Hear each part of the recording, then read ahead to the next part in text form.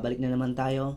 At ang pag-aaralan natin ngayon ay kanta ng Q-Shay, Pasensya Na. Nirequest yan ng ating Lods na si Duda Moves TV. Yan, medyo mahaba yung kanyang comment. Alright, gumawa ako ng paraan para madali lang yung mga chords na ituturo ko sa inyo.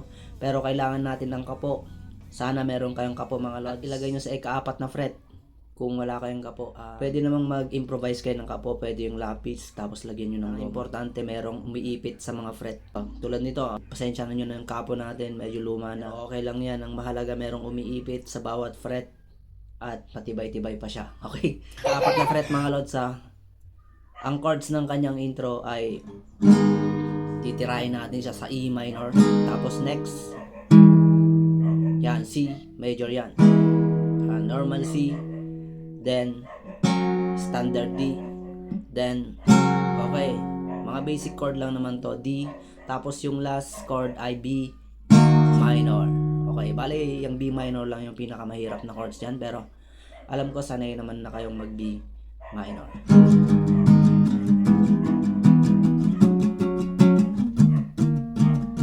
Bale yun yung isang intro na ituturo ko sa inyo kung mahihirapan kahit sa ganito. Diba meron siyang intro na ganito, meron tayong napapakinggan na ganito.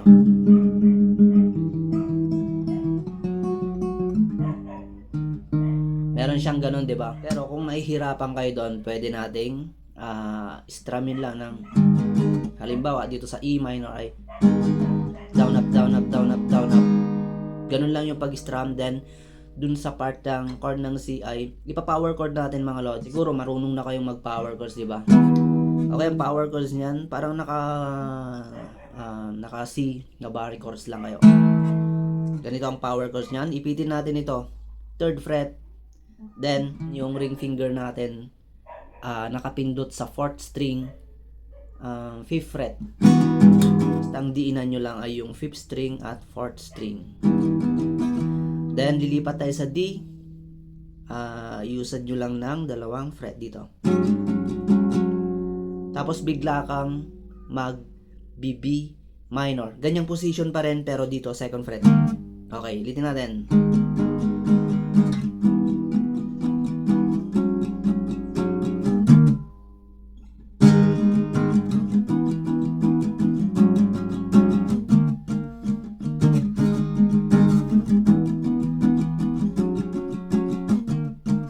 Okay, ituturo naman natin kung ano yung ginawa natin dito sa ipi-play ko muna ganito.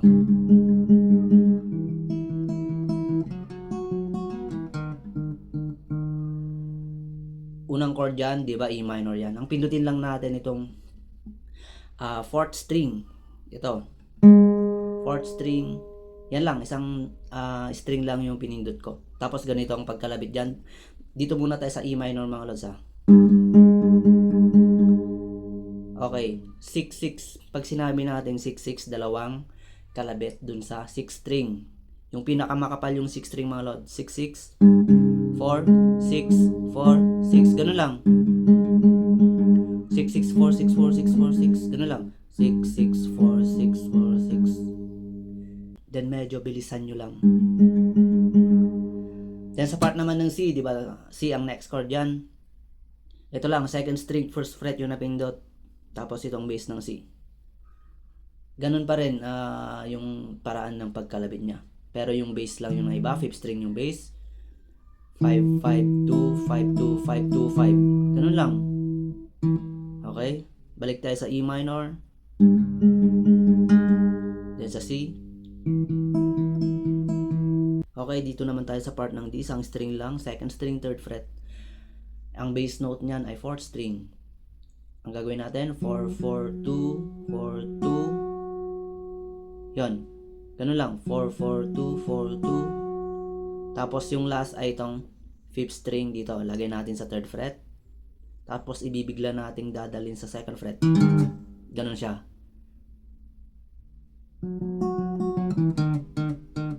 Okay. Lagyan natin ng buntot na ganun. Parang sasakalin natin yung 5th string sa 2nd fret. Parang yun yung echo nun eh. Okay, ulitin natin. Ganun lang kadali mga lods.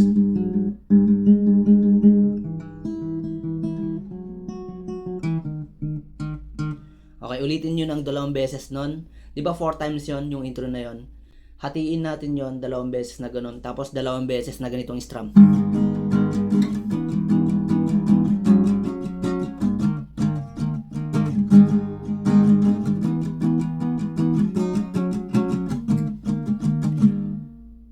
Yan, para mas astig pakinggan. Okay, tapos na tayo sa intro, punta tayo sa kanyang verse.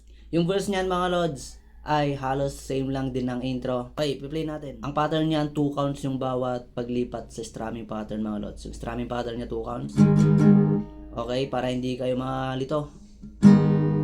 Ang pag-strum sa bawat chord ay down, down, down, up.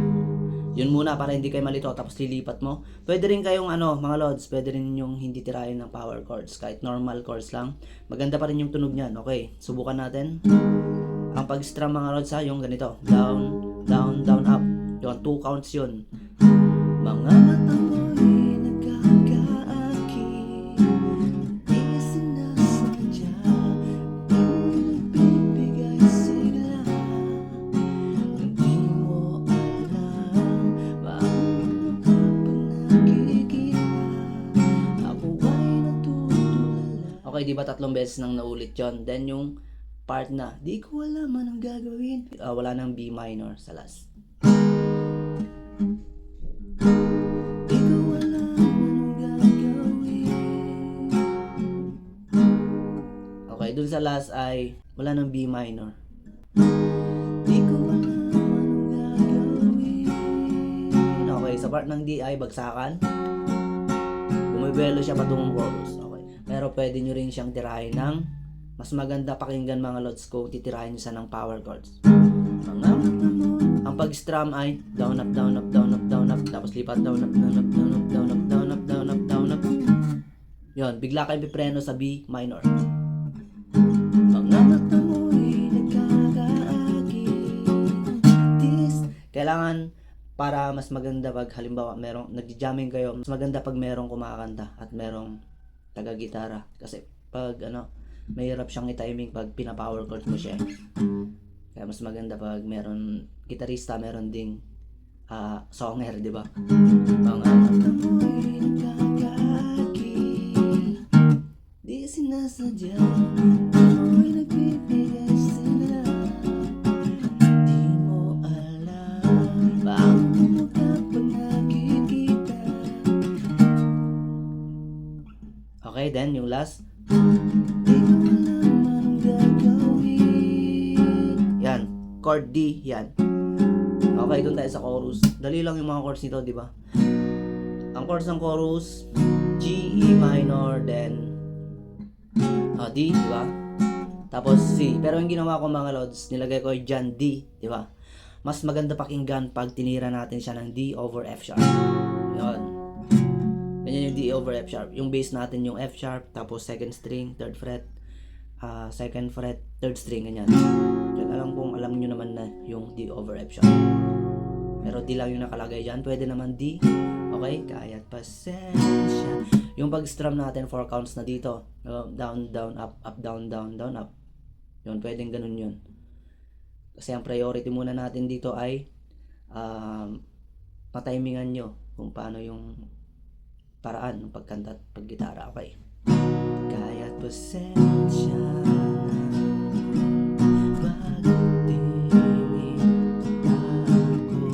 yan, D over F sharp yan. Sa iyo di mapigilan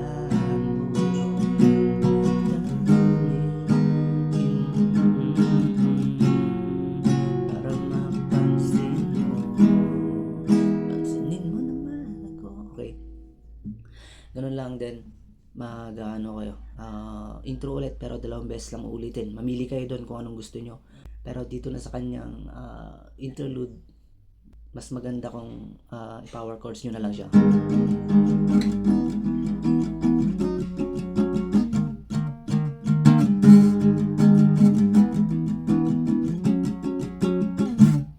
Okay, second verse, same chords pa rin naman yung mga ginamit doon. Dalawa yung isinusundan, puta sanang mawala,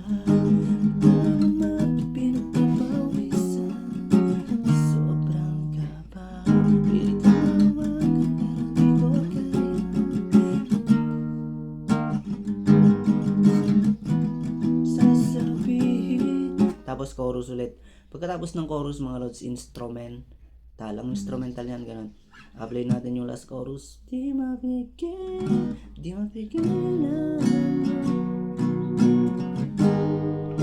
sisigaw ko para mapansin mo. Pansinin mo naman ako. Okay, ang instrumental ganito. Yan, ang unang chord yan, E minor. Take to 2 counts yung paglipat mga lods. Yung pag-strum natin, down, down, down, up. F sharp minor, G, A. Yan, 4 chords yung instrumental ng una. Twice nyo ulitin.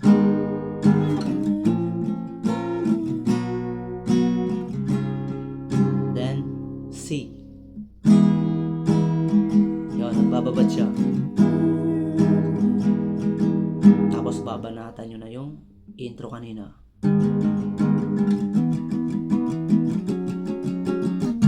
Yan, 2 beses. Kaya't pasensya pa. Ganun lang. Last part na yon, ulitin nyo yung 2 beses ng chorus. Tapos, ang outro nyo ay same lang din ng intro. Ganun lang yung pasensya ng mga lods. Sana nakatulong sa lods natin na si Duda Moves TV. Shoutout sa lods. Okay, yun lamang po. Maraming salamat. Bye-bye.